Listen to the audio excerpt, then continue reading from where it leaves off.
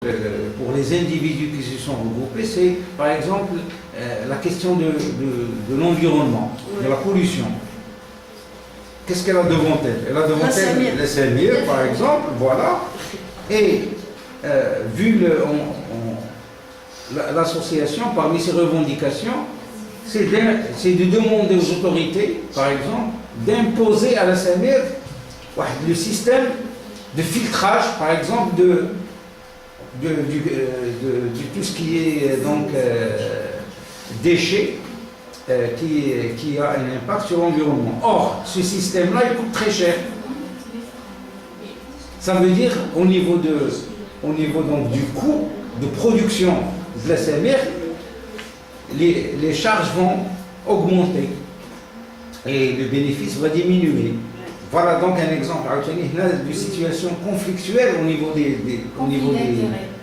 voilà, la population, l'association, elle voudrait réduire le degré de pollution de l'air. Les Samir voudraient au contraire augmenter le profit.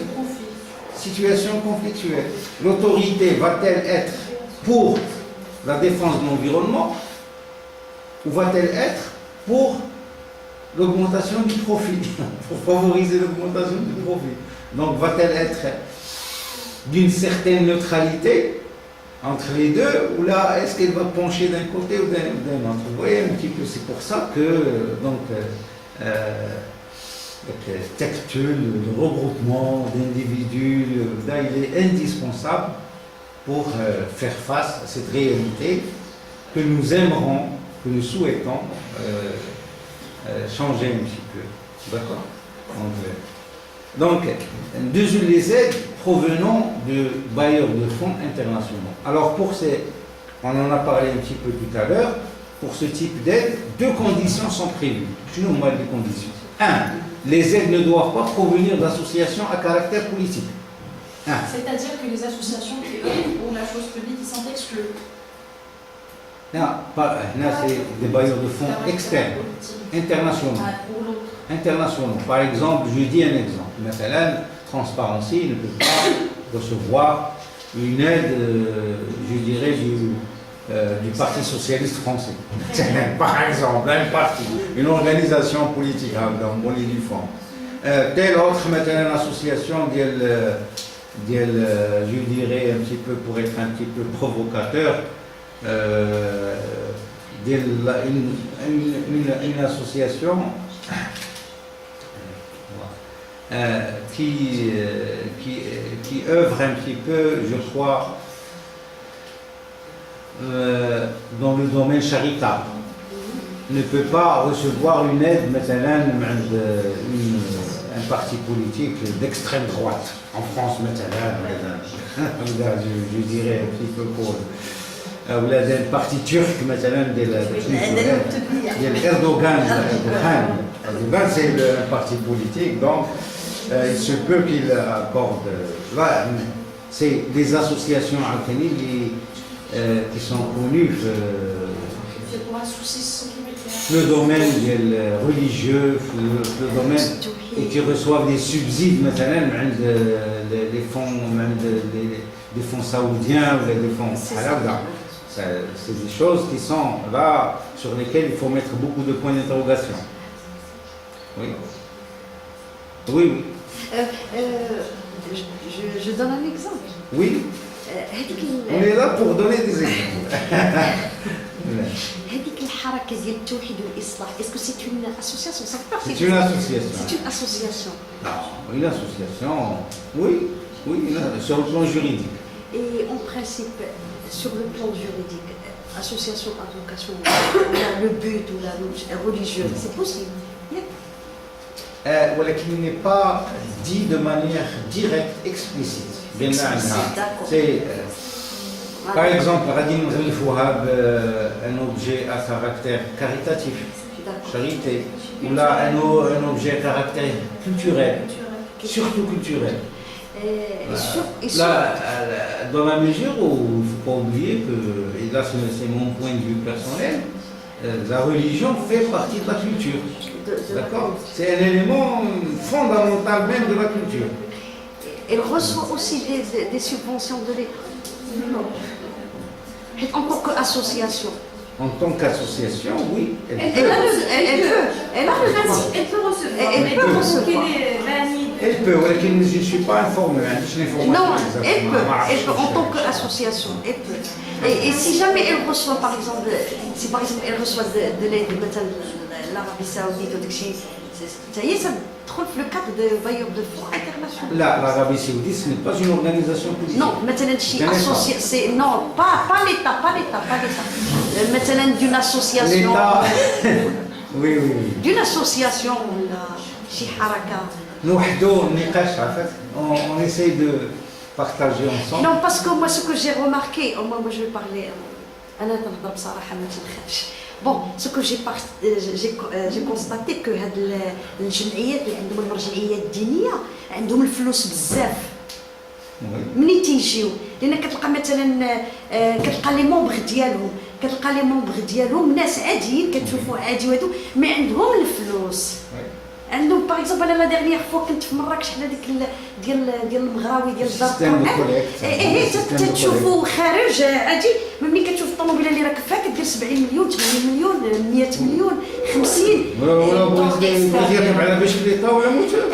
وكتلقى عاوتاني لي مومبغ باغ اكزومبل مثلا في هذا ديال الاصلاح والتوحيد كتلقى لي جون ديالهم سي دي ديبلومي لي شومور ما خدامين ما والو كتلقاه مجوج الى سيغ الواحد عنده مراه وعنده الوليدات كتلقى عاوتاني مجوج هنا وواحد اخر مي ملي كيجيبوا هذوك الفلوس سيتادير كيعطيو لي مومبغ ديالهم كيعاونوهم بالفلوس.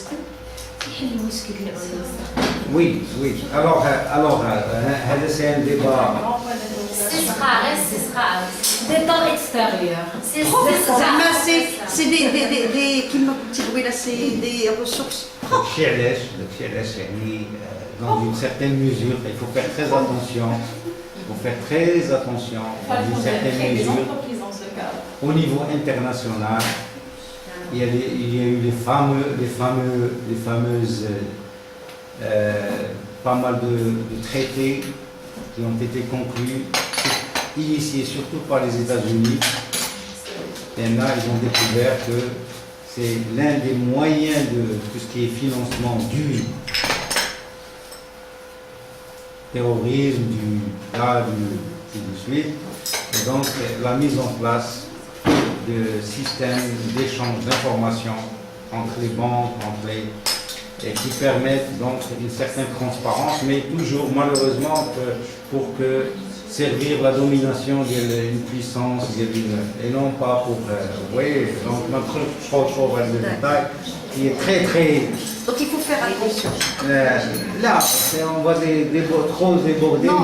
j'ai une autre occasion on pourrait aborder c'est pas tabou hein. Derrière, ça va nous tirer vers des choses tout à fait d'accord. Donc Oui, d'accord. je crois des choses qui me semblent importantes. Alors, j'ai dit qu'il y a deux conditions. Là, les aides ne doivent pas provenir d'associations à caractère politique. Encore que ce n'est pas clair. Qu'est-ce que c'est une association à caractère politique? Ce n'est pas évident. Hein. Je mets une association culturelle, je mets un objectif politique. Qu'est-ce que c'est? Une association de consommateurs. Je mets un objectif politique.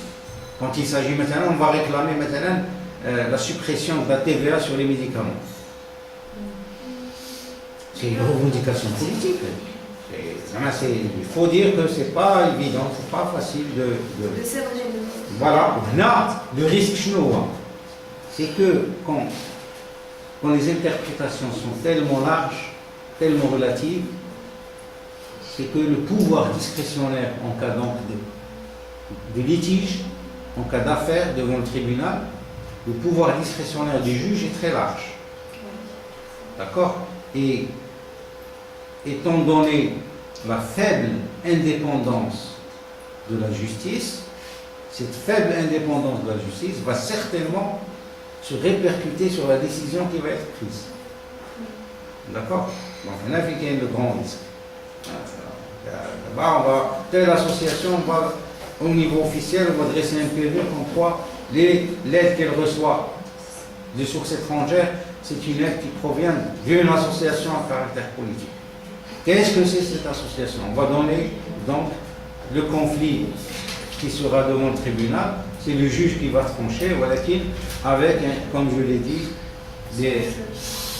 des choses qui ne sont pas définies de manière précise, de manière claire, pour garantir les droits de l'une, pour garantir le procès équitable, pour qu'il y ait des conditions d'un procès équitable. Alors, le montant et l'origine de l'aide, alors là, c'est automatique, c'est quelque chose qu'il ne faut pas oublier, c'est très important. Le montant et l'origine de l'aide doivent être déclarés au SGG dans un délai de 30 jours, à compter de la date d'obtention de l'aide, sous peine de dissolution de l'association. À Transparency, notre source principale de financement elle est externe, elle est internationale, et pour nous, ça c'est avec preuve de déclaration, même avec la traçabilité, SGG, on a déposé, on a informé le SGG dans le délai de 30 jours. Et on conserve bien, à Casablanca, 24 rue Khalifa, dans un coffre-fort bien fermé, pour garder la preuve, bien là, pour ne jamais donner donc aux autorités le prétexte pour nous. Voilà donc un petit peu le volet que j'ai intitulé source de financement. D'accord? C'est le premier volet, source de financement. Pour avoir une idée un petit peu, répondre à la question de départ, une association a été créée. Nécessairement, pour fonctionner, pour réaliser ses projets, elle a besoin de ressources. Première ressource, elle est interne, elle est propre. Deuxième type de ressource, c'est les subventions publiques. D'accord? C'est de l'argent du contribuable, comme ça a été bien dit tout à l'heure. Et donc, ce qu'il faut là, défendre, ce qui n'existe pas encore là, au Maroc, c'est la consécration par la loi d'une procédure transparente et équitable qui garantit le droit d'accès au financement public pour toutes les associations sur un pied d'égalité de manière transparente et équitable. D'accord? Et enfin, la générosité publique, un appel à générosité qui est aussi un mécanisme qui permet donc aux associations, et sans oublier l'aide qui peut provenir du secteur privé, mais qui malheureusement qui est allouée surtout là, elle peut être, une entreprise peut donner à n'importe quelle association. Ça ne sera pas déductible sur le plan fiscal. Donc, dans ce cas, les associations ordinaires, ils sont désavantagés par rapport à oui. C'est une discrimination. Oui, c'est une discrimination. Mais maintenant, c'est une discrimination qu'il faut relier à la problématique de la procédure de reconnaissance d'utilité publique. Parce qu'on ne peut pas donner à 60 000 associations la possibilité de déductibilité fiscale. C'est impossible. Ce n'est pas possible. La discrimination doit être basée, si discrimination il y a, elle doit être basée sur une procédure claire et transparente dans la reconnaissance d'utilité publique. Voilà. Il y a la discrimination là, on ne peut pas ouvrir, sinon c'est l'hémorragie. C'est une hémorragie de Malbrège. نقدر أنا نشري هذا الأورديناتور مثلا أنا عندي لونتربريز نشري لاسوسياسيون دو l'ordinateur ونعاود نخرج ذاك l'ordinateur ونخدمو dans mon intérêt personnel. Voilà, et c'est l'anarchie totale. Le problème qui existe, c'est au niveau de l'octroi de l'utilité publique. Voilà, c'est là la question. Et enfin, les sources internationales, les sources externes, les subsides. Là, comme on a dit dès le départ, il faut faire attention. l'association doit être bien informée, elle doit avoir De l'origine de des cette membres association. qui sont bien outillés, d'accord, sur le plan international pour ne pas tomber dans des pièges, d'accord, surtout au niveau des organisations internationales qui elles-mêmes jouent le rôle plutôt d'intermédiaire dans le financement. Avec l'organisation, il faut savoir quelles sont ses valeurs, quels sont les principes qu'elle défend Domaine d'action. et quelles sont ses sources elles-mêmes. Il faut avoir une idée claire. Est-ce qu'elle est d'abord transparente elle-même? Mais si par exemple une association qui est une organisation internationale qui reçoit des subsides, qui reçoit un financement, même d'une entreprise qui exploite, par exemple, dans des usines en Inde, par exemple, qui fait travailler des enfants de 12 ans, de 10 ans, de 12 ans, et qui verse des subsides déclarés pour se faire la belle image sur le plan humain. Et qui même qui exploite des enfants de 10-12 ans, qui fait travailler des enfants de 10-12 ans, et qui est en train d'aider à travers des actions caritatives au profit des enfants. C'est contradictoire. Oui, la schizophrénie totale, la contradiction totale. Voilà. Et ça existe. Hein. Ça existe. Voilà un petit peu donc le premier. Alors, bien sûr, j'ai personnellement essayé de voir un petit peu comment au niveau international, les associations, il y a une évolution, il y a parfois même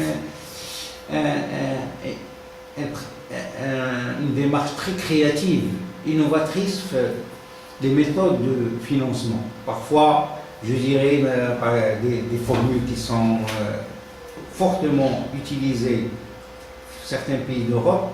Par exemple, l'organisation d'un festival, de rencontres festives, par exemple.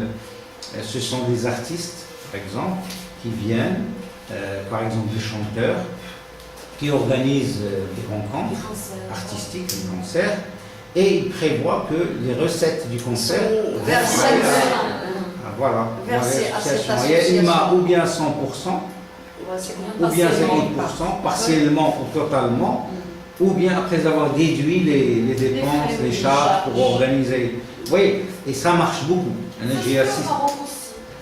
J'ai assisté à Bruxelles, en Belgique.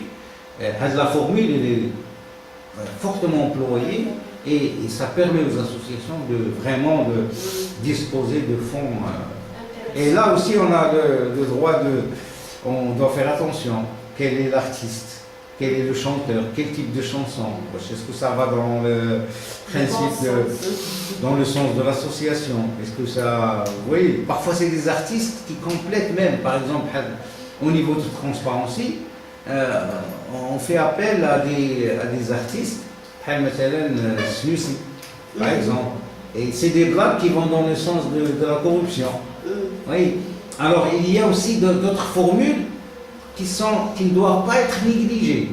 Donc, le micro-financement qui n'est pas négligeable. Par exemple, l'association peut faire des petits porte-clés portant le sigle de l'association, d'accord, et vendre les porte-clés symboliquement à 5 ou 10 dirhams. Alors que le porte-clés, le coût de revient lui, il a coûté à 20 centimes. Il a coûté 20 centimes la fabrication, la production. Et donc, quand on le vend à 5-10 dirhams, il y a une grande marge. C'est pratiquement 10-20 fois le prix le coût de revient. Et les grandes occasions, on en même temps un concert, et on vend maintenant 10 000 porte-clés, c'est un flux important. On peut imprimer, par exemple, imprimer des ouvrages transparency. Excusez-moi de faire la publicité de l'association. Elle a publié il y a 3-4 ans un ouvrage qui s'intitule Proverbes sur la corruption. Il est vendu à, je crois, à 100 dirhams l'unité. C'est un grand ouvrage où il y a des dessins, où il y a des proverbes en tamazert, en arabe et en français. 3 langues. Oui, donc ça permet donc, et c'est l'ouvrage le coût de revient est important, mais la deuxième édition, le coût de revient diminue. Au fur et à mesure que la quantité de livres, d'unités vendues augmente, et bien, donc voilà. Et dernièrement, j'ai fait la situation, puisque je suis trésorier Transparency. On a le Conseil national le samedi prochain, donc je dois préparer un petit peu la situation financière pendant toujours 10-15 minutes à peu près pour le Conseil national pour présenter la situation financière de l'entreprise. Et parmi justement les recettes, même janvier d'abord, j'ai constaté que la vente de ce livre a permis une recette nette. Une recette nette, c'est-à-dire en enlevant les charges, de 50 000 dirhams. C'est pas rien du tout. Oui, 50 000 dirhams, c'est au moins à peu près 6 à 7 mois de salaire de l'un des cadres maintenant Transparency, à qui on donne maintenant un salaire de 8 000, 7 000, 8 000 dirhams par mois.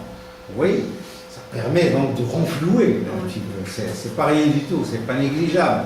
Donc si on multiplie les possibilités, ça va dans le sens au début, le renforcement des ressources propres. Et donc ça permet à l'association d'être plus indépendante. Je vais encore plus loin. Je veux encore une association pour être vraiment vigilante vis-à-vis de protéger, renforcer son indépendance. Elle doit avoir une idée claire sur ce qu'on appelle les ressources propres. Les ressources propres. Je nomme les ressources propres. Et plus exactement, le langage comptable, on va dire les charges fixes. Qu'est-ce que c'est les charges fixes? Ce sont les charges nécessaires pour que l'association puisse continuer à exister en l'absence de tout financement externe. Vous voyez, Créer ses propres ressources. voilà. Ça veut dire que il a les ressources maintenant 100, d'accord? Sur 100, il y a une 30 qui représente les charges fixes. Elle doit veiller à ce que ce dont il dispose ne descende jamais au-dessous de 30. Oui, pour qu'elle puisse continuer à exister. Les 70, c'est le financement externe.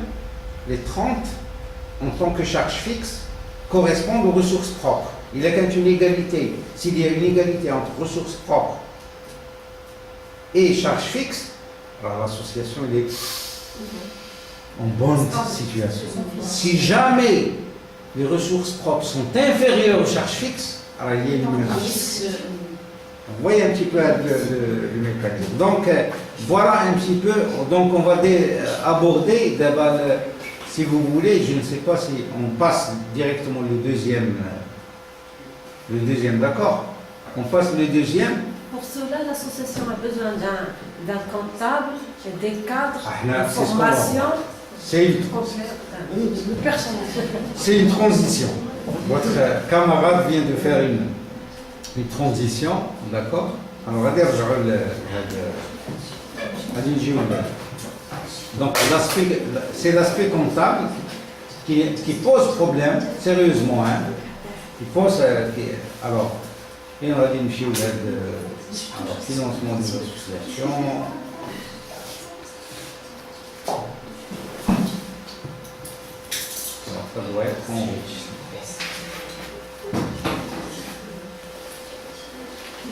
Voilà. Donc, deuxième série deuxième présentation, c'est la comptabilité. D'abord, alhamdoulilah, nous avons notre argent, nous avons des ressources propres, nous avons de bons partenaires qui nous font confiance. J'ai oublié de parler de ça, l'élément confiance qui est basé sur la transparence. Alors là, ça va servir de transition justement. Les bailleurs de fonds ne sont pas totalement désintéressés, c'est vrai, on l'a dit tout à l'heure. Mais ce qui les intéresse le plus, ils ont le droit de savoir comment leur argent est dépensé. Mais il faut que leur argent soit dépensé dans leurs objectifs. Non. Est-ce que l'association dispose d'un système d'information qui leur permet de dire que l'argent, l'aide en nature ou en argent qu'ils donnent, est-ce qu'elle est dépensée conformément à l'objet, à la mission de l'association? Est-ce qu'il y a des mécanismes qui permettent de suivre, de connaître? D'accord? Est-ce que les gens qui sont dans l'association ne sont pas en train de se servir dans un intérêt personnel? Est-ce qu'ils n'ont pas créé cette association juste pour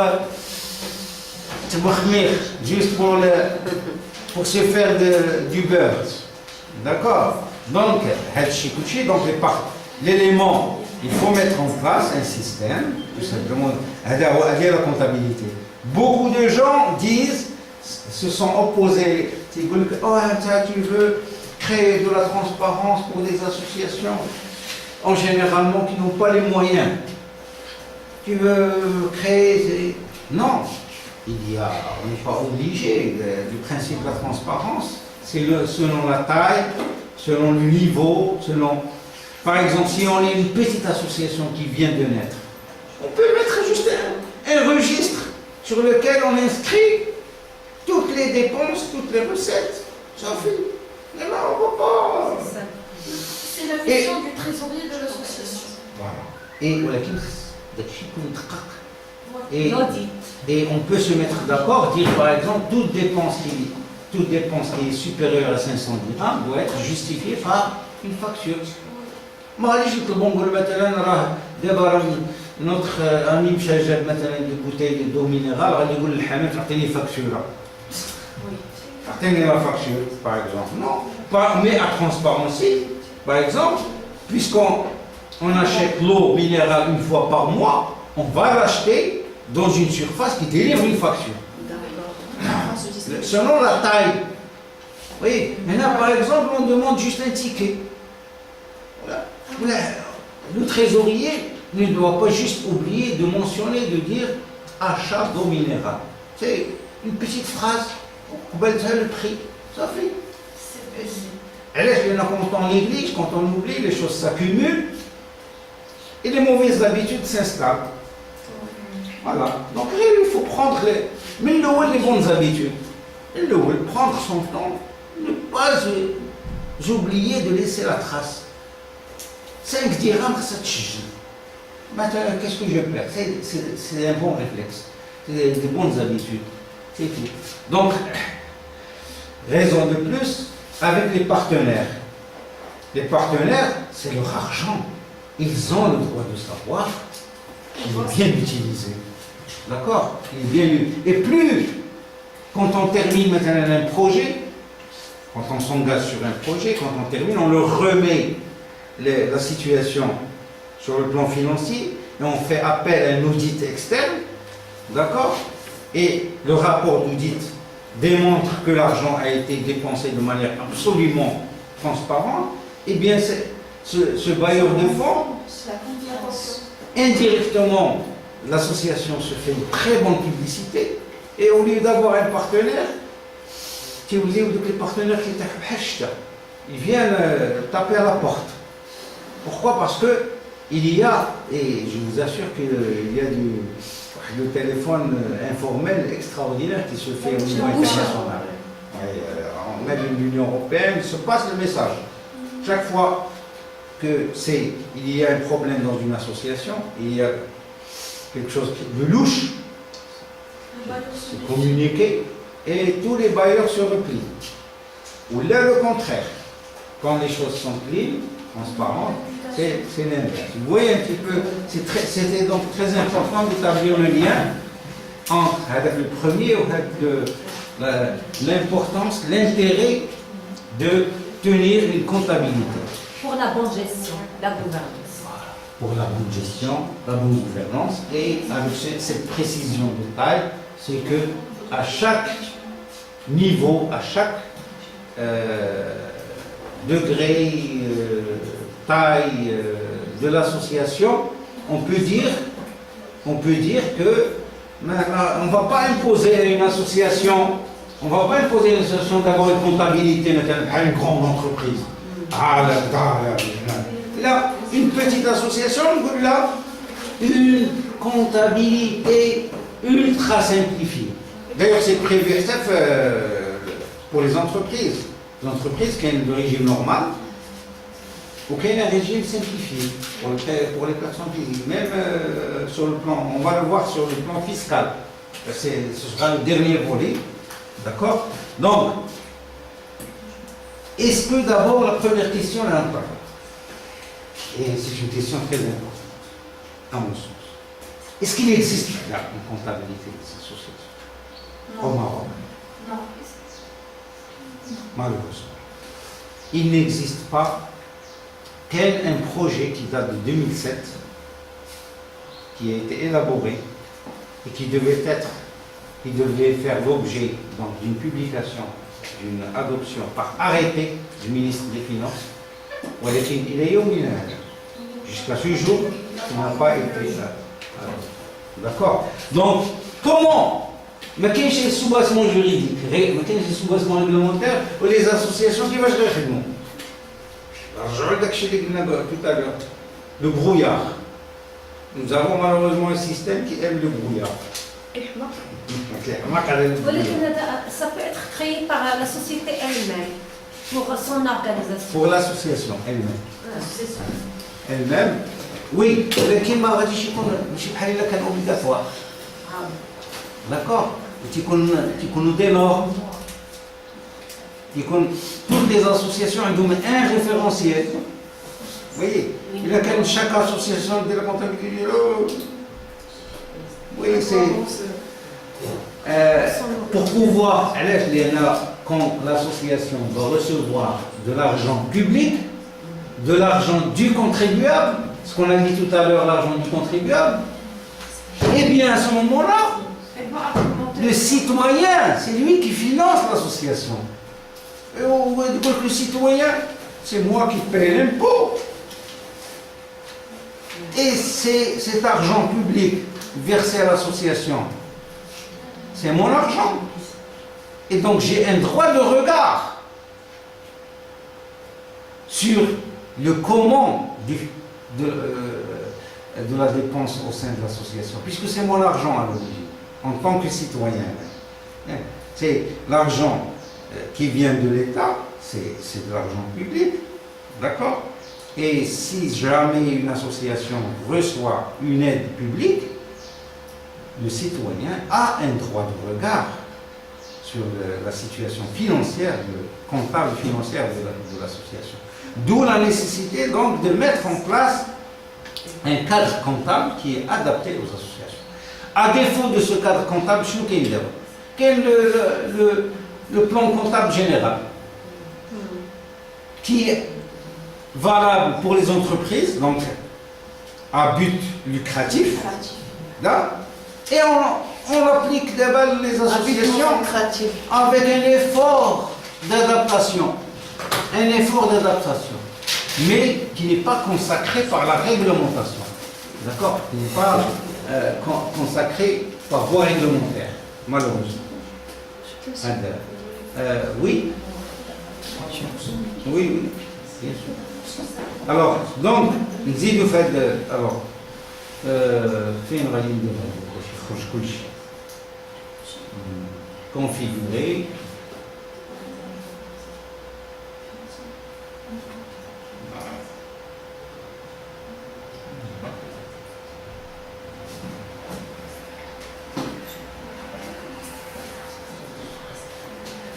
alors comptabilité des associations. Alors, pourquoi? Première question, pourquoi une comptabilité associative? Deuxième question, quelle comptabilité pour les associations? Troisième, on va relever ce qu'on pourrait appeler des aspects comptables communs. Ensuite, des aspects comptables spécifiques au secteur associatif. Les obligations comptables des associations qui découlent non pas d'un texte, des lois de la comptabilité, mais qui découlent du Code général des impôts. Donc, les obligations comptables sont dans un autre texte. Les relations comptabilité-fiscalité et enfin des recommandations. Et là, on a dit dès le départ, là, qu'il y a un vide juridique. D'accord? Donc on est obligé à la fin de prévoir l'aspect recommandation. D'accord? Alors pourquoi une comptabilité associative? D'abord. Alors, comme ça a été dit tout à l'heure, c'est une question de bonne gouvernance. On ne peut pas, dans une société, comme ça a été dit tout à l'heure, défendre des valeurs, des principes, et ne pas commencer par soi-même. C'est l'évidence. On ne peut pas dire, ben là, critiquer la société pendant toute la journée. D'accord, quand je vais avec mes amis, je critique, non, ça, non. Et quand je rentre à la maison, ma femme élève un petit peu la voix et je lui donne une gifle, parce qu'elle a élevé la voix. Donc, même quand on est regroupé en tant qu'individu, on défend des valeurs, on défend des principes, mais on commence par soi-même. Un projet de société, on veut participer à un changement, et bien ce changement doit être appliqué d'abord à l'intérieur. Même comme je l'ai dit tout à l'heure, par exemple, on ne devrait pas négliger même la moindre petite des choses, le détail. Ce n'est pas le détail en lui-même, c'est le principe. Vous voyez, c'est la valeur du principe. C'est-à-dire que on crée de nouvelles habitudes, on amorce une nouvelle manière de se comporter dans ce petit groupe qu'on a réussi à créer. Alors, donc la traçabilité des opérations portant sur les ressources et les dépenses, une meilleure visibilité dans la gestion des projets, on l'a dit un peu tout à l'heure, parce que on s'est fixé maintenant un projet sur 2 ans. Eh bien, on doit évaluer. Qu'est-ce qu'on doit mobiliser en termes de moyens, en termes de ressources, Et là, après avoir évalué le poids de ce projet, on le traduit en chiffres sur le plan financier. D'accord? Alors, au sein de l'association, la comptabilité, c'est un instrument de reddition des comptes. D'accord? C'est un instrument très important de reddition des comptes. Et enfin, c'est un outil de pilotage des projets. D'accord? Ça permet de dire, les objectifs viennent là, on décline les objectifs sous forme d'actions et avec des résultats, avec un système d'indicateurs. C'est certainement ce que vous allez voir la semaine prochaine avec Madame Chintouf. D'accord? La semaine prochaine, je crois que c'est le samedi après là, samedi ou le dimanche, ce sera peut-être le premier jour du Ramadan.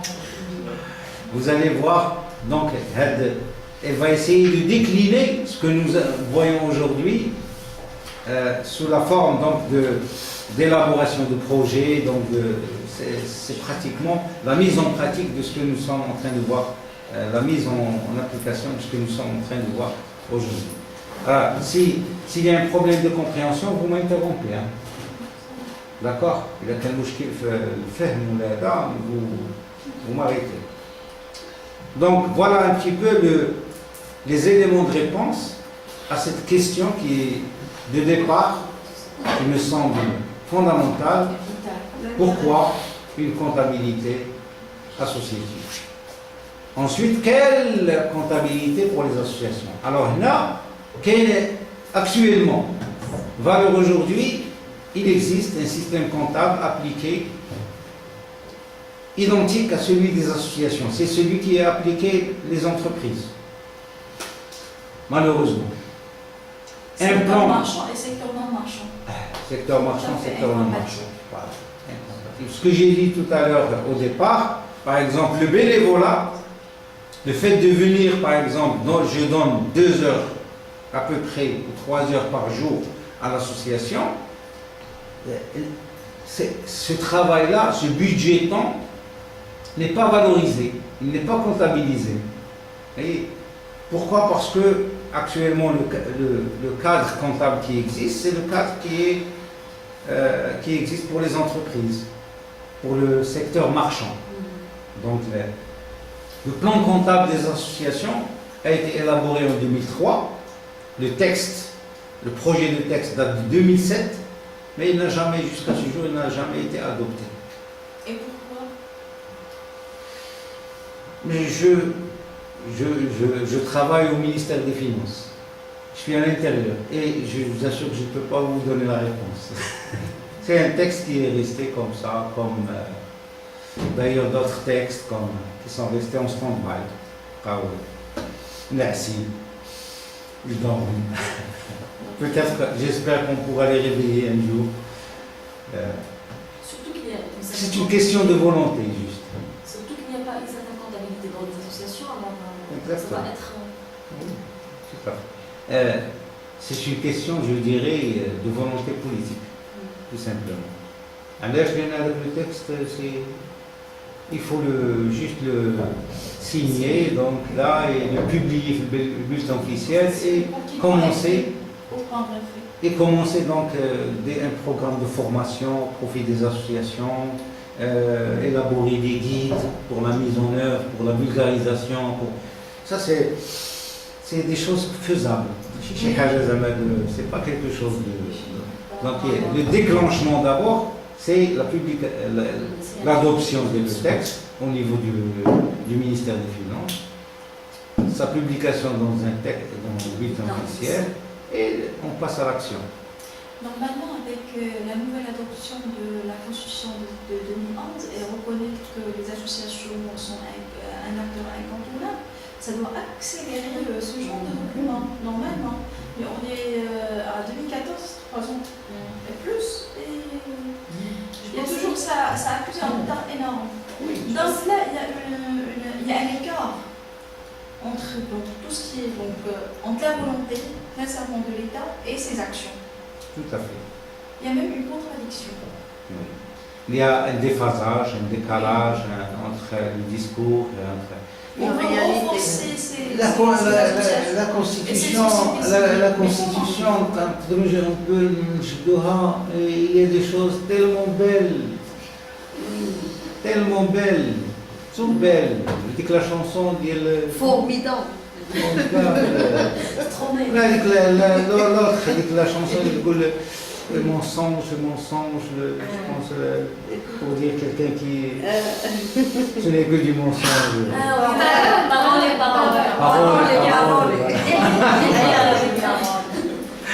Si la Constitution, je l'ai tellement lu plusieurs fois, que je l'ai presque apprise par cœur, comme ça. Et il y a des choses très très belles parfois. Elle fait des choses comiques, des choses swing. Par exemple, c'est quelque chose qu'on peut lire même maintenant, je l'ai dans mon sac. Le juge doit appliquer la loi. Le juge doit appliquer la loi. Mais est-ce qu'on a besoin d'écrire ça dans une constitution pour que le juge applique la loi? Si ce n'était pas écrit dans la constitution, il ne va pas le faire. C'était un moment de bouillonnement, un moment de fièvre, tellement. Ça fait qu'il y de la fièvre, 42, 43, comment ça? Et la Constitution a fait un bzz de l'étire. Quelqu'un qui a la fièvre, il parle, il ne se maîtrise pas, c'est la fièvre. واللي كيجبدها à chaque fois. واللي كيجبدها à chaque fois فما تهضر معاه يقول لك الطريقه اللي مقتضيه الدستور تكافؤ الفرص. لحقاش داكشي باقي دوز واحد 10 سنين غادي يبداو يحشموا يقولوا شجاعه قديمه ونقولوا عاوتاني بحال شحال كنقولوا بلان ايمرجونس 2020 بلان هذا كذا كانت كتقولوا كذا من هنا 2030 دابا راه ولاو تيمشيو ل 2030 prend ce projet dans le temps mais on ne fait rien maintenant on donne toujours Les projets bien C'est pour ça que j'aime dire l'image comique d'Ex-Lucide qui disait le Maroc est une grande salle d'attente. Oui, effectivement. L'attentisme, le phénomène de l'attentisme. Suivant L'un les- des éléments qui permet de maîtriser les gens, c'est de créer l'attitude de l'attentisme. Oui. Vous ne voyez pas qu'il y a une certaine passivité de la part de la société civile? Oui. Une passivité. Je suis tout à fait d'accord. Par exemple, dans le cadre bien au niveau de ce projet de loi qui n'est pas encore adopté, il est élaboré en 2003 et il n'est pas encore adopté. Alors, vous ne voyez pas qu'il y a une certaine passivité? Pourquoi le tissu associatif n'a pas agi pour faire accélérer À relativiser dans la mesure où j'ai fait partie du mouvement qui a été déclenché, l'appel de Rabat, et on a fait beaucoup de tapage, des rencontres régionales, avec des moyens de bord par rapport au dialogue national, d'accord? Ils ont révélé dernièrement, j'ai oublié le chiffre, ce qui a été dépensé. Hein? On a dépensé, je collabore d'ailleurs avec l'appel de Rabat, je coordonne parce qu'on est, toutes les associations doivent verser, doivent participer. On n'a pas dépassé de 1 million de dirhams, 100 millions de centimes. Officiellement, c'est en milliards. D'accord? Et quand on voit un petit peu les résultats, hein, Les deux côtés. voilà, des deux côtés, c'est incomparable. Alors là, donc c'est à relativiser, parce que les associations, à travers tout un réseau, il y a des propositions, d'accord? Mais au niveau officiel, on revient à la problématique, donc la question de la volonté, la question de la concertation, d'une véritable écoute, d'accord? D'une véritable participation, d'accord? Vous êtes présent et au niveau officiel, présence est synonyme de participation. Il suffit d'être présent. J'ai la caméra, le صورك وجيب مع الحجاج. Petit حاضر. La présence, pour lui, elle équivaut à participation. Mais j'étais présent pour écouter, pour observer, pour savoir ce qui se passe. C'est tout. Là, j'ai وحضرتي وشاركتي. Même elle est شاركتي. C'est quoi la participation? Malheureusement, il y a quelque chose de très grave en termes de confusion. Personnellement, j'ai été présent dans pas mal d'actes qui ont été interprétés comme participation, bien transparence. Le fait d'être présent dans un atelier, dans un truc, le ministère par exemple de la modernisation du secteur public qui a fait appel à Pricewaterhouse pour élaborer une stratégie de lutte contre la corruption au niveau officiel. Donc, des dieux dans l'atelier pour voir un petit peu. Dans la chèque, si. Quelle est la signification de la participation? Il faut clarifier. Vous voyez un petit peu donc c'est le projet à l'époque, dès 2003, qui est bloqué. Ce qui est derrière, il y a à l'époque, il y avait une ouverture, il y avait vraiment une vraie participation. Et il y a une vision qui a été intégrée du projet. Et ils étaient obligés, parce qu'ils doivent connaître un petit peu une association, les particularités, les spécificités, le bénévolat, comment évaluer le bénévolat, comment apprécier certaines choses qu'on ne peut pas apprécier de manière marchande, d'accord, de manière comptable, des particularités.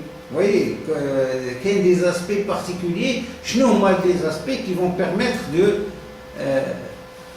de mettre en place un cadre comptable spécifique au secteur associatif. D'accord? Alors, ce plan comptable, il prévoit un modèle simplifié, un modèle normal. Ça veut dire que les associations, le même niveau, les mêmes moyens, les mêmes. Vous voyez? Donc, il y a une marge de manœuvre. D'accord? Un modèle qui est simple, est un modèle qui est normal, d'accord? Il tient compte des spécificités des associations. Alors, d'abord les aspects communs qu'on retrouve aussi bien dans les entreprises que dans les associations. Alors la démarche là. Voilà. Et l'actif, ce que possède l'association, les locaux, construction, le matériel, l'outillage, vous voyez, ça on le retrouve. On le retrouve aussi bien dans une association que dans une entreprise. L'origine du financement, donc, ce qu'on appelle dans l'entreprise le capital, on peut le dénommer autrement, changer, mais ça sera toujours l'origine, la source de départ. On va la retrouver au niveau du passif. D'accord? Et l'association peut éventuellement avoir la particularité des avances auprès de ses associés. Au niveau d'une entreprise, les avances sont rémunérées. Oui, par des intérêts, alors qu'au niveau d'une association, ce n'est pas le cas. Il n'y a pas de rémunération. Là, on trouve le traitement spécial. Il y a un petit peu mais il y a l'ossature, le squelette, il est. Les comptes produits et charges. L'association Hsaïa fait des inputs et des outputs. D'accord?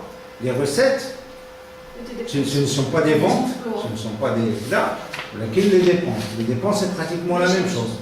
Là, on achète. Avec des justificatifs, avec les comptes qui sont pratiquement les mêmes. D'accord. Alors, il s'agit par exemple, pour aller vers le détail, il s'agit d'acheter par exemple, des chaises, des biens immobiliers dont la durée de vie est supérieure à une année. Donc, ce sont des immobilisations. Et qui dit immobilisation dit amortissement en fonction de la durée de vie du bien. Donc, chez les je dirais, on est une association un peu riche. Chez les Stafet, pour transporter nous-mêmes le matériel, les membres, nous avons nous faisons des projections, nous achetons donc du matériel dont la durée de vie est supérieure à une année. Donc, il y a des amortissements. D'accord? Alors, nous avons aussi une trésorerie, d'accord, qui fonctionne selon des règles, des entrées ou des sorties. Nous avons un compte bancaire, on a plusieurs comptes bancaires, la même chose. Donc, et enfin, l'état des informations complémentaires. L'état, pour aller vers le détail, maintenant, je dirais,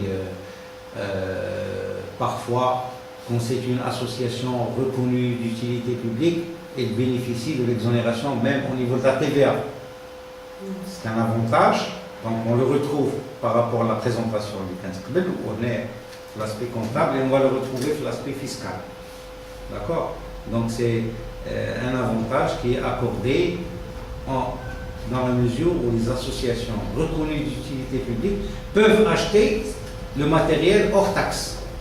C'est très important, c'est 20% quand même. Elle gagne 20%. Quand on achète maintenant des ordinateurs pour l'association, là aussi c'est uniquement pour les associations reconnues d'utilité publique, eh bien, il y a une paperasse, si je puis dire, un dossier qui est remis aux impôts, d'accord? Les impôts donnent une attestation d'achat en exonération, on la donne aux fournisseurs qui nous livrent, qui nous vendent les PC, en quelque sorte s'il s'agit du PC, le matériel, qui nous fournit le matériel hors taxe. Et on gagne donc 20%. Et c'est quelque chose d'important au niveau quand même de la situation des ressources financières de l'association. Alors, je finis les aspects communs, d'abord les aspects spécifiques. Alors le résultat, pour le résultat, bien sûr on ne parle pas de bénéfices dans une association. Le jargon est différent, c'est tout à fait normal. On parle de bénéfices dans une entreprise parce que le bénéfice va être partagé entre les membres actionnaires, entre les membres, d'accord. Là, les associés ne sont pas là pour partager le résultat. Donc ce n'est pas un bénéfice, on parle d'excédent. Si le résultat est négatif, on parle d'insuffisance et non pas de perte. ou du déficit, Au sens propre. comme dans une entreprise.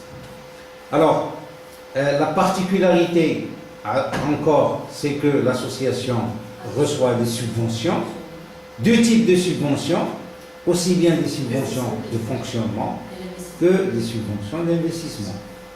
Elle reçoit des dons en argent ou bien des dons en nature. Les dons en argent, c'est facile, c'est chiffré. Par contre, les dons en nature, il faut les évaluer. D'accord? Il faut les estimer pour pouvoir les inscrire en comptabilité. Les fonds dédiés, ressources utilisées sur plusieurs années. Parfois, c'est des ressources, par exemple, un projet avec l'Union européenne, c'est un projet qui est financé sur 2-3 ans et le déblocage se fait en fonction de la réalisation du projet. Vous voyez? Donc, tout dépend de l'état d'avancement du projet. Et là, c'est des ressources. Donc, comptablement, on reçoit, par exemple, pour le montant total du financement, il est de 1000. D'accord? Mais avec, divisé par exemple en 3 tranches. 300, 300, 400. Ou la 400, 300, 300. D'accord? On reçoit une première tranche de 400, mais au niveau comptable, au niveau de l'actif, on doit inscrire la différence, la créance comme créance. C'est-à-dire que nous avons quelque chose qui est acquise. Après, l'accord du financement a été accordé. Sauf qu'il n'est pas accordé en bloc. Il est accordé par tranche. Donc on doit inscrire au niveau de l'actif comme quoi on a une créance.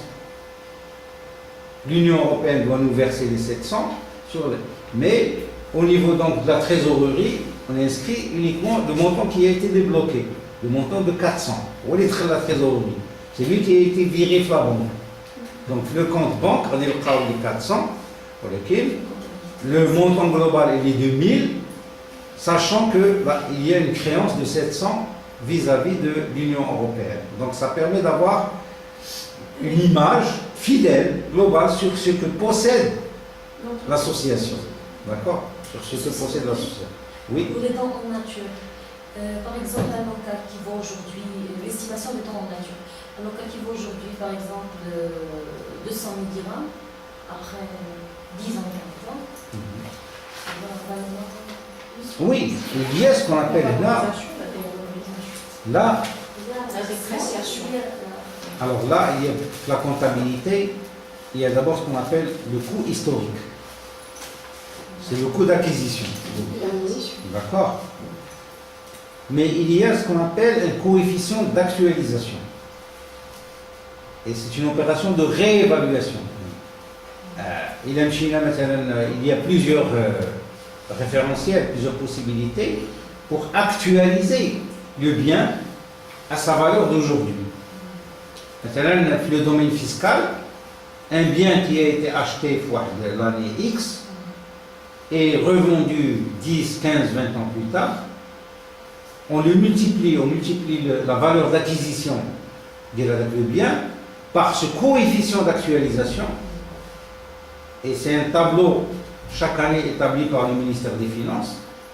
Alors, maintenant, 20 ans, on a dit, le coefficient d'actualisation, il y a 3,25. Donc, je vais multiplier le prix d'acquisition par 3,25 pour avoir le prix d'aujourd'hui. Voilà, dès que ça, en cas de vente, je calcule le prix de vente moins le prix d'acquisition actualisé. Voilà, comment je veux.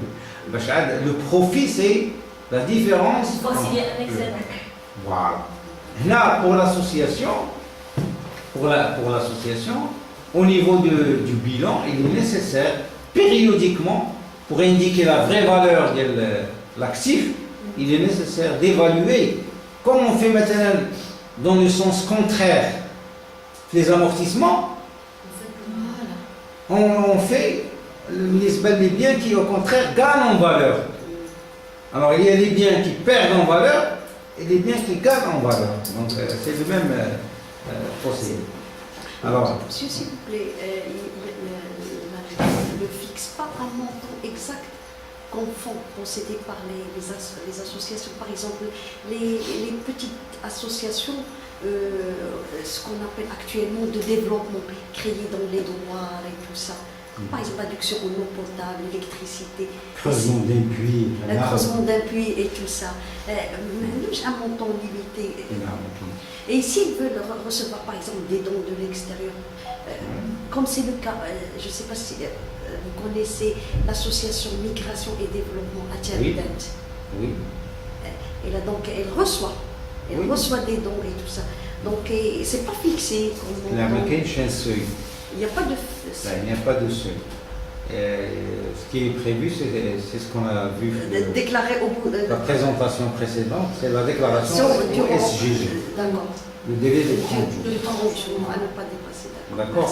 Alors il y a d'autres fonds, les fonds dédiés, fonds associatifs, fonds statutaires, mais qu'est-ce que c'est? Le principe à retenir, c'est que c'est le principe de réserve à constituer pour faire face à des situations imprévisibles, à des situations. Les associés ont intérêt à constituer, à renforcer ce qu'on appelait tout à l'heure les fonds propres. D'accord? Les fonds propres, on les retrouve là à travers les notions au niveau comptable de fonds associatifs et de fonds statutaires. D'accord? S'il vous plaît, une autre question. Le cas par exemple de migration et développement, même si le siège il est à Marseille, c'est fondé par un immigré marocain. Donc, mais à l'intérieur, sur le territoire marocain, il est régi par la loi marocaine. Justement. Qu'est-ce que je voulais dire? J'ai complètement oublié.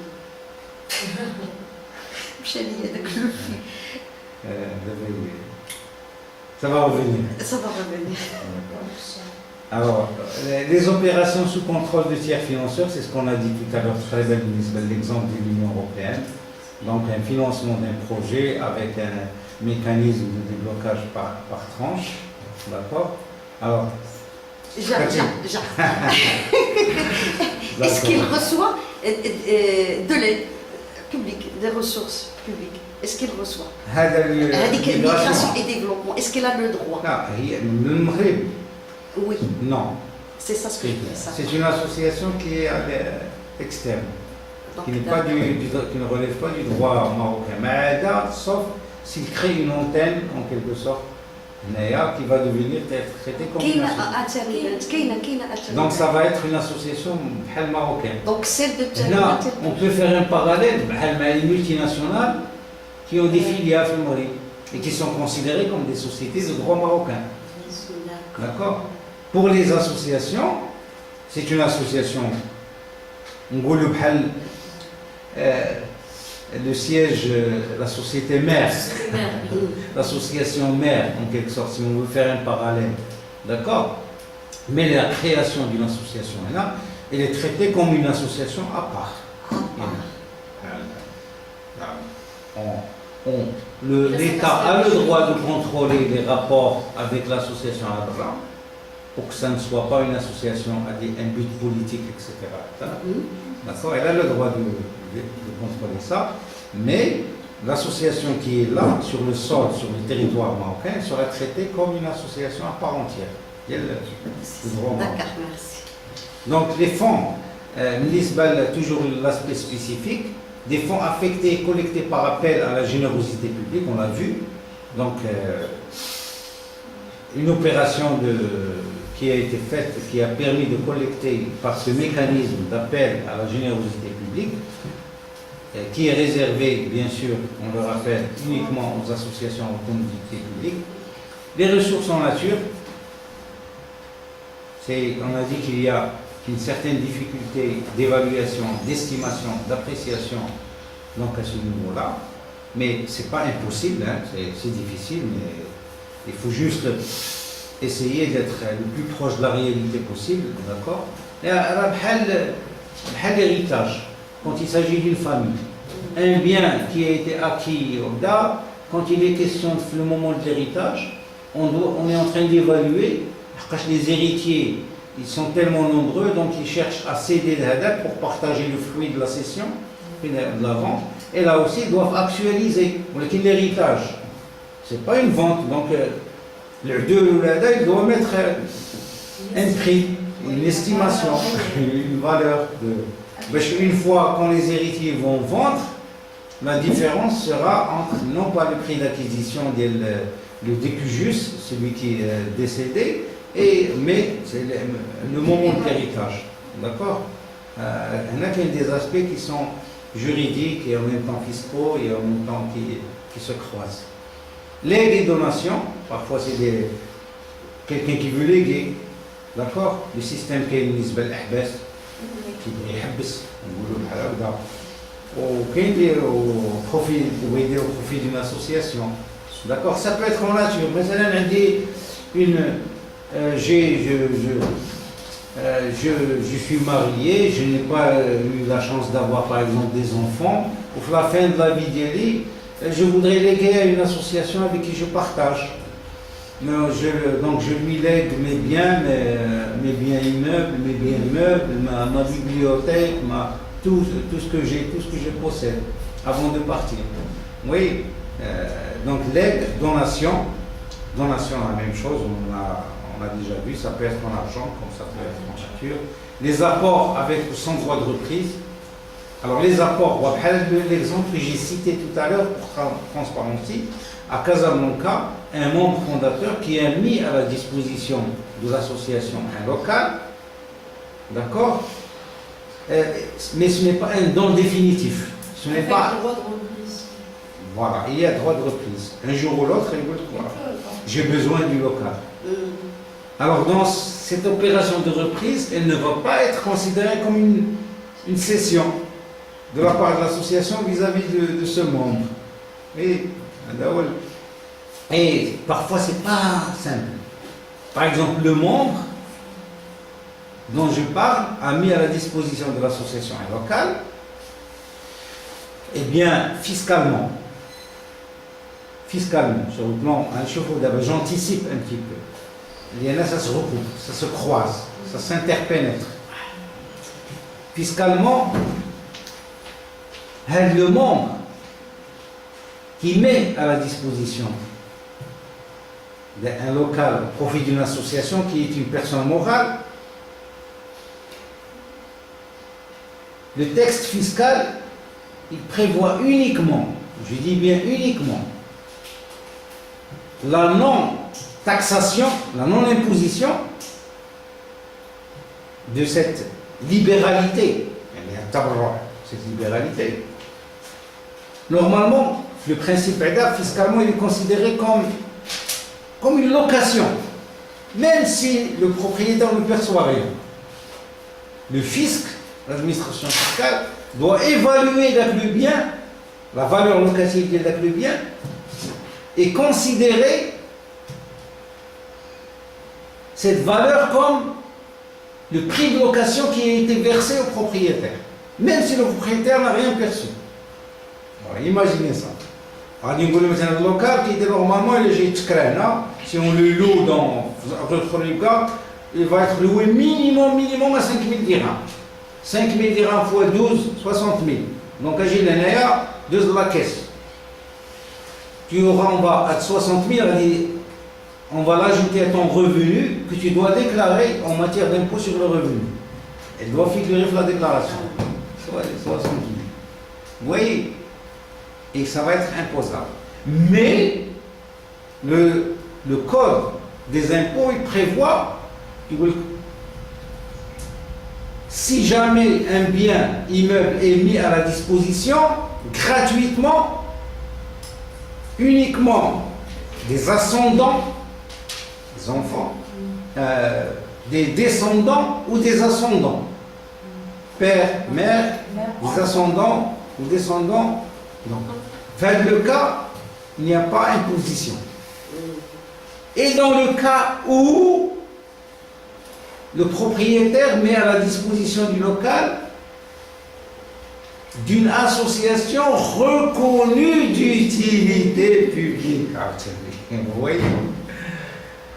Donc, là, Transparency Maroc étant reconnu d'utilité publique, les détails de la corruption, le membre fondateur qui a mis à la disposition le local au profit de Transparency, il est exonéré.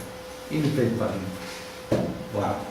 Donc, quand il s'agit d'une association reconnue d'utilité publique, le membre qui met à la disposition de cette association reconnue d'utilité publique le bien, il est exonéré. Autrement, on doit évaluer la valeur locative et la déclaration de l'IR et payer le. Vous voyez un petit peu le.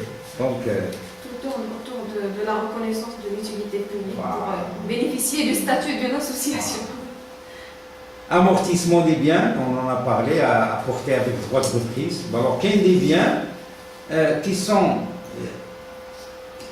dès le départ sous forme d'apport, mais c'est des meubles ou des. Voilà, mais qui sont amortissables. Oui. Donc, là, il faut donc généralement, par exemple, les chaises qu'on apporte, les chaises ont une durée de vie. Oui. D'accord, les tables ont une durée de vie. Ce qu'on appelle la valeur résiduelle, la valeur qui reste, d'accord, la valeur résiduelle, c'est la valeur à la casse. Il y a toujours une petite valeur qui reste. D'accord, un petit chouïa. L'association, on a envie de changer ces chaises, par exemple. Là, au moins, le meuble, ça fait chiqdim, donc on va le vendre. Ça va rapporter un petit chouïa, quelque chose. Ça sera une recette, mais une recette accessoire qui va être intégrée le prêt à usage au commoda. Évaluation, le point le plus délicat, l'évaluation du bénévolat. L'évaluation du bénévolat. D'abord, le point noir. Quelqu'un qui fait le bénévolat, par exemple, je vais à l'association, imaginez, par exemple, je reviens à l'exemple concret, le cas de Transparency. Transparency, nous avons à peu près une dizaine de salariés là, de cadres. C'est une masse salariale très importante. Et je vais travailler là en tant que bénévole. Les salariés ont des salaires, ont une couverture sociale, ils ont une assurance qui m'a mis le local. Si jamais un accident là, en tant que bénévole, quand j'arrive, si jamais je reçois quelque chose sur la tête, ou alors, en tant que bénévole. Si jamais je reçois, donc, pourquoi? Parce que là aussi on revient, c'est un aspect qui j'espère sera traité par un autre, mais qui est très important, le statut du bénévolat. Oui, je peux, là, par exemple, en allant pour animer une rencontre loin, faire un accident de route. C'est arrivé à des amis, militants associatifs, l'espace associatif, qui ont fait un accident au métro. Ce n'est pas un accident de travail. Ce n'est pas rien. Alors que si c'était un salarié, il va bénéficier d'une retraite de profit, donc des ayants droit. Il y a tout un. Alors que le statut du bénévolat, il n'existe pas encore. Le vide juridique en la matière. La notion maintenant d'autres pays en Europe sont allés très Il n'y loin. a pas de mesure d'accompagnement. On connaît actuellement que la société civile a un acteur incontournable, mais en contrepartie, il n'y a pas les. Voilà. Il n'y a pas un encadrement juridique. Les mesures qui accompagnent vraiment. Voilà. Là, on est dans d'autres expériences internationales, on est allé très loin. On fait la distinction entre le bénévolat, le volontariat, le travailleur social. Oui. Vous voyez, donc il y a déjà plusieurs nuances, il y a un traitement, un statut, un cadre juridique bien adapté, qui permet de protéger de manière générale le domaine des droits humains. Par exemple, on sait que les militants des droits humains sont exposés parfois à des... Donc, au niveau international, il y a un dispositif de protection des militants des droits humains. mais qui n'est pas adopté, par exemple, pour un secteur, voilà pour un secteur associatif déterminé, qui est celui des droits humains, et pour lequel il y a un vide. Donc, le domaine de la corruption est proche de celui des droits humains. Et je trouve que c'est tout à fait contradictoire, sachant que le Maroc a déjà signé donc, des conventions internationales qui relèvent des droits de l'homme. Oui, bien sûr. Mais vraiment, On revient bien sûr à ce qu'on c'est a dit tout à aberrant. l'heure. C'est aberrant. On a une séance de travail spéciale pour relever toutes les contradictions, pour relever toutes les contradictions. Et qui feront objet de plaidoyer. Ouais. Alors, obligation comptable des associations. Alors, je vous d'abord de quoi, à quoi sont assujetties les associations. D'abord, vous allez trouver ça un peu bizarre. Comment ça se fait qu'il n'y ait pas un cadre comptable spécifique aux associations alors qu'il existe des obligations comptables? D'accord. D'abord, la tenue obligatoire de comptabilité conformément donc à la comptabilité normale, sous réserve des adaptations prévues sur le plan comptable des associations. C'est pas vraiment réglementé. C'est vague. L'établissement obligatoire à la fin de chaque exercice comptable des états de synthèse aptes à donner une image fidèle des actifs et des passifs, de sa situation financière et de son résultat, excédent, insuffisant. Alors, maintenant, la situation par rapport à la réalité, qui est très dangereuse, c'est que il y a on peut appeler une pratique de tolérance. Les associations. Mais dans les 60 000 associations à peu près qui existent, il y a le bouquet, il y a un nombre, et comme je l'ai appelé tout à l'heure, qui dérange, perturbateur, parce qu'il voit les choses autrement, parce que le gars, parce qu'il critique. Et donc, si jamais, donc, faire de la situation de tolérance, à ce moment-là, celui qui veille, l'autorité qui veille, à ce moment-là, elle va penser appliquer strictement la loi. Vous comprenez ce que je veux dire? Oui. Ça veut dire que l'association, bon, on nage dans la tolérance, mais cette tolérance, elle n'est pas généralisée. Elle est uniquement pour les associations, les radines, الجبال كذا نعم.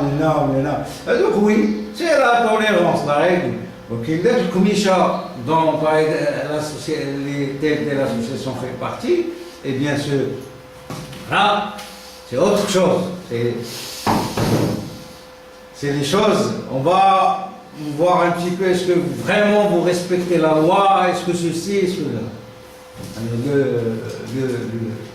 je me rappelle un petit peu, c'est proche un petit peu comme exemple, bien que ça ne soit pas tout à fait le même domaine. J'aimerais dans le journal. Oui. Puis on a censuré, on a interdit le fameux numéro dans lequel il y avait la lettre comme quoi, sans entrer dans le détail.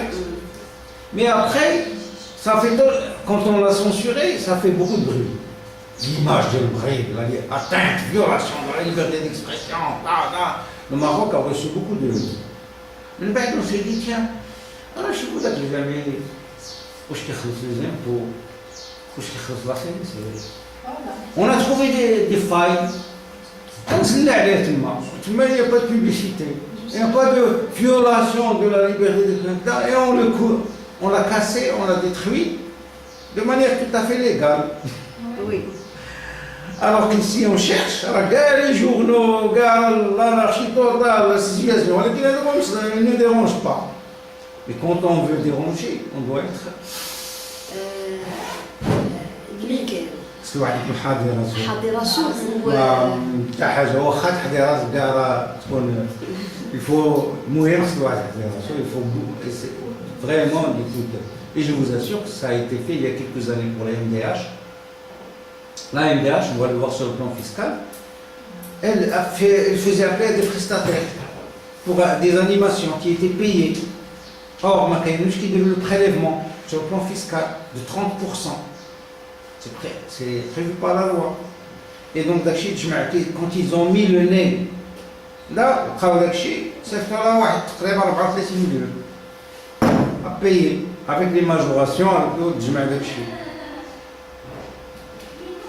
je travaille au ministère des Finances, on m'a appelé par sympathie, je suis venu avec le dossier. Je suis vérifié un petit peu pour voir ce qui se passe. Et le responsable au niveau régional est là, et même au niveau national, j'ai vu. Donc, je peux lire une autre association, on مشي ندور في هذوك نقولوا دوزو لاكيس دوزو تخلصوا. عليو راسكم بيعوا حوايجكم ديروا كذا ودوزو تخلصوا. ولكن donnez-moi غير une autre association. C'est une association qui dérange tout ça. Voilà, ils n'ont pas pu. Alors pour s'arranger, bon, même si on est à l'intérieur de l'autre côté là, et pour s'arranger tout ça, ils ont enlevé les majorations, ils ont réduit l'affiché, l'amnistie l'année dernière, donc sur les versements, وبقاو تيخلصوا داكشي حتى للدار واحد 6 مليونات تخلصات شعرت لهم ودونك on est descendu de 40 millions jusqu'à 6 millions à peu près, oui. ولكن l'ANDH, j'ai fait une réunion avec attention, dorénavant, voilà ce qu'il faut mettre en place. Alors, il faut renforcer votre système militaire pour que les failles. D'accord. Et maintenant, ils ont une année très bien travaillé, ils ont fait appel à un bon comptable, et on a essayé de faire la même chose avec Transparency, il y a 2 ans, à peu près, un peu moins, et ils n'ont rien trouvé. Donc, puisque le siège est à Casablanca, c'est la lettre comme quoi, attention, vous n'effectuez pas les paiements sur les prélèvements à la source. Alors ça nous a demandé une semaine de travail, avec une bien gueule, avec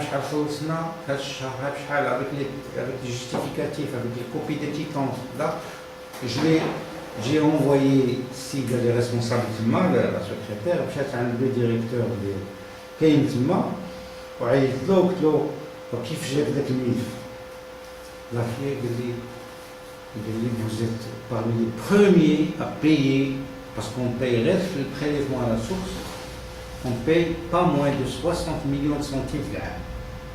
Prélèvement des salaires, les prestataires externes plus les salaires, pas moins de 60 millions. Puis avec Chérer, la TVA, parce qu'on est aussi, même si on est reconnu d'intérêt public, il y a des opérations de TVA où on ne récupère pas la TVA.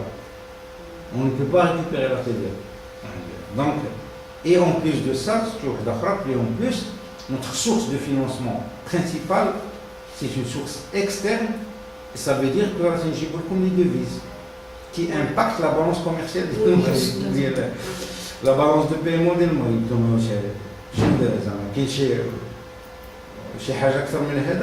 On peut aller beaucoup plus loin pour dire.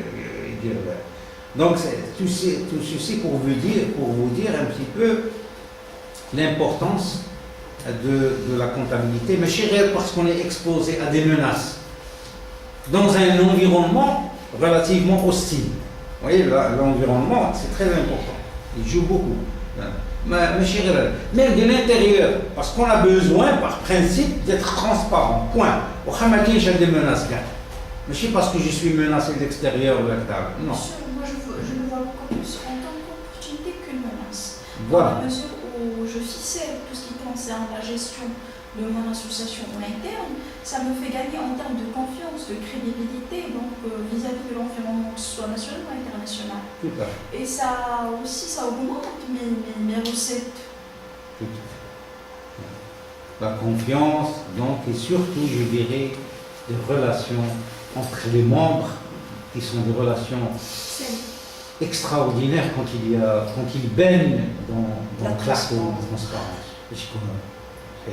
C'est les relations très très fortes, des relations nobles, des relations très pour gagner des sympathisants, des adhérents. Voilà, de chiquinax. Oui. Par exemple, dans une association de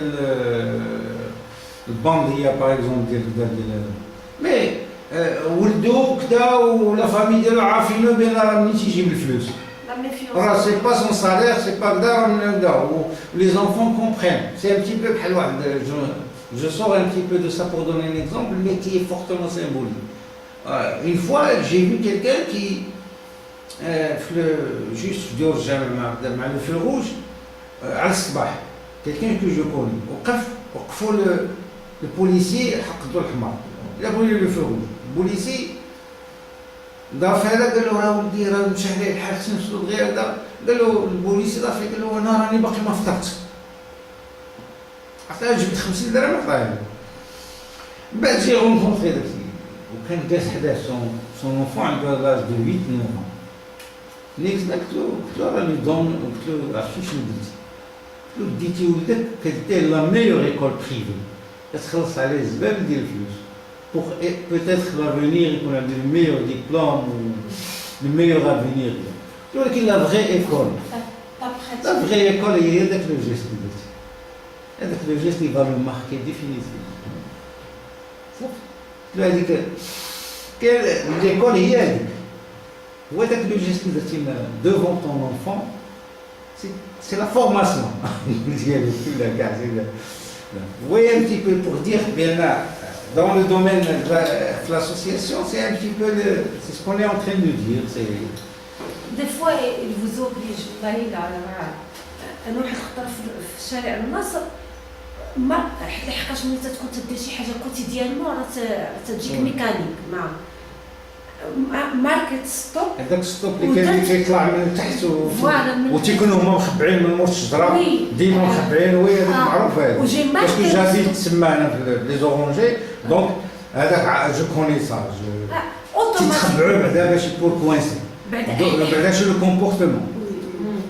أنا بعدا تنجي من حسان خصني نمشي للتريبونال بروميير انستونس لا و جو ترافاي يعني هذاك طريقي جي ماشينالمون دون مانيير ميكانيك درت ستوب بروميير وزدت تتحلف لي قالت والله ما درتي ما ماركيتي ستوب راه هذاك لو سوبيريور ديالي شافك والرادار قلت لها كيفاش انا بيني وبينك ميم با 3 متر pour vous dire وهذيك ايمان اللي كوني انها تتبقى طيح الباطل على الناس لي بلوند وعندها لي زيو فير وليت كلشي تنصيهم ولقيت دي بلانت عليها الوغ لا وما خلصتش درتها لي مره واحده وصلت كذا وقلت لها سيري تلعبيها ديزولي بولي قلت لها سيري تلعبي وتبعيني مشيت ما وقفتلهاش ولو بوليسي داك غادي واقفين داك الطوموبيل ديالهم كذا ومشيت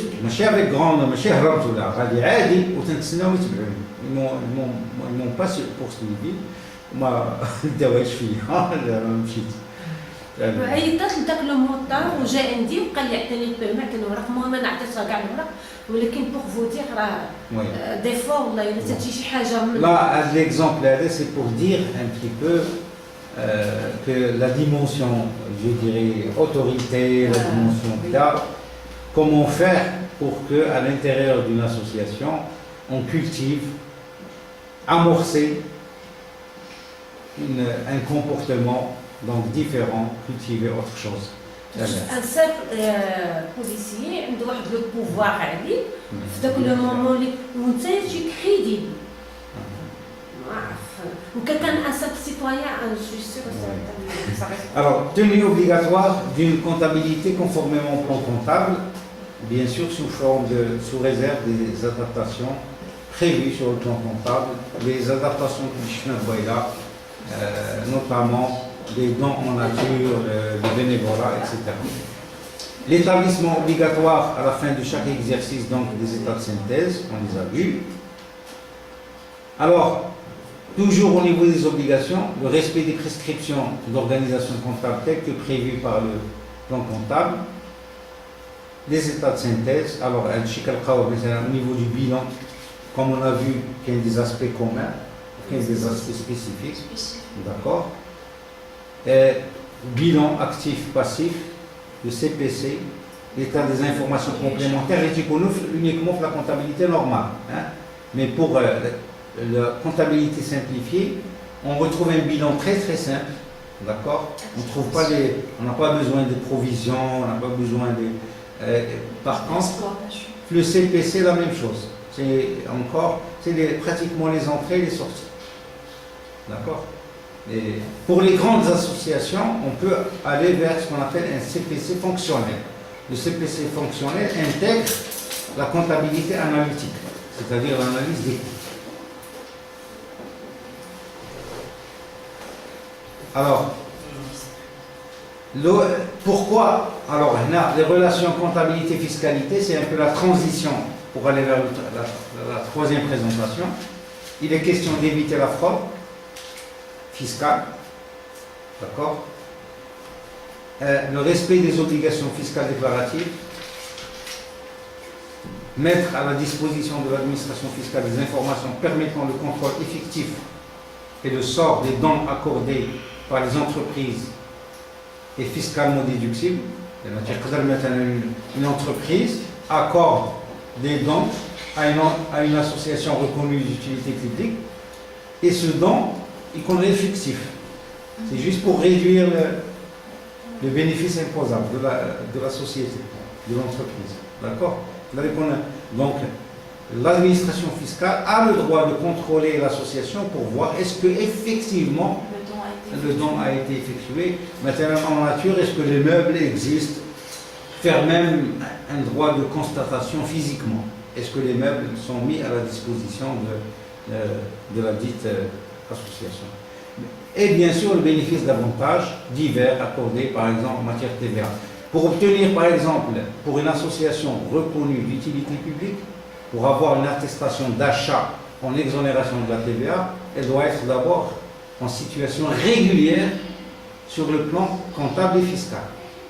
Et qu'on ait les déclarations exportées, les bilans. Si elle n'est pas en situation régulière, l'administration fiscale va refuser de lui délivrer cette attestation. D'accord? Alors, au niveau des recommandations, bien sûr, là, c'est un point de vue pragmatique. Un point de vue réaliste. Le changement ne se fait pas par une baguette magique. D'accord? Et pour cela, c'est tout à fait normal de changer la réalité de manière progressive. D'accord? Du jour au lendemain, on va se transformer. Donc, il est donc nécessaire de prévoir une période transitoire. Par exemple, j'ai dit tout à l'heure, si on adopte l'arrêté qui prévoit le plan comptable spécifique aux associations, on prévoit un plan de formation au profit surtout des associations, d'accord, des supports, des guides, des vulgarisations. Donc il y a tout un travail à faire sous forme de mesures d'accompagnement, des actions de formation, je viens de le dire. On peut même concevoir des petits logiciels qui facilitent donc le traitement automatique de la comptabilité pour les associations, élaboration de guides, campagne de sensibilisation, communication, donc prévoir des critères et un seul à partir duquel la comptabilité est obligatoire. D'accord? On peut à la limite dire maintenant des associations qui ont moins de 5 000 dirhams, mais filez-nous la comptabilité. Par exemple, le danger, c'est de la barre très haut. Quand on se fixe un objectif qui n'est pas réalisable, c'est exprès pour ne rien réaliser, pour ne rien faire. Par exemple, j'ai discuté avec les étudiants que j'ai eu hier sur les marchés publics, pour éviter prévenir le conflit d'intérêts. On a discuté sur la déclaration de patrimoine. La déclaration de patrimoine, pour ne rien contrôler, qu'est-ce qu'on a fait? On a prévu la déclaration de patrimoine pour tous les fonctionnaires. Alors, qu'est-ce qu'on a? On a une pluie, presque 1 million de déclarations de patrimoine. La Cour des comptes. Allez-y vérifier, examiner le contenu de 1 million d'euros. Vous voyez, on a tellement, on a noyé une manière de dire. Alors que normalement, on doit commencer, on va dire, déclaration de patrimoine d'abord pour les premières étapes des hauts responsables au niveau de l'État. Al-Loula. Quand on aura maîtrisé le stade. le stade, deux jours les moins, je suis le texte. Et ensuite, et dans 10, 15, 20 ans, avec les nouvelles technologies d'information qui permettent un traitement donc, informatisé automatique, dans 10, 15, 20 ans, dès que ça, on a une déclaration de patrimoine, pas de problème. Mais commençons d'abord de manière réaliste par ceux qui, là